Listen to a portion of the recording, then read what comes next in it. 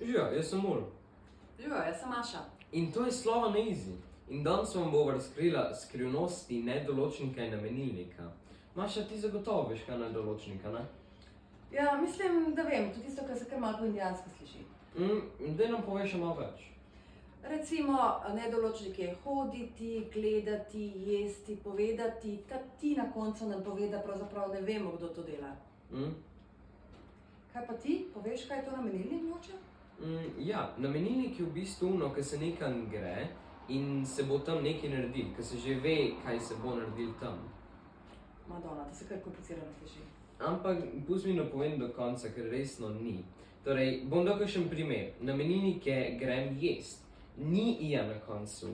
In to pomeni, da je namenilnik. Ali pa lahko bi bilo tudi grem teč, grem hodit, bom šel spat. In v teh časih bi pol bil en tak dober namenilnik, grem volit. To je najpomembnejši namenilnik. Tako da najboljše, da vse skupaj pozoveva, da gredo volit.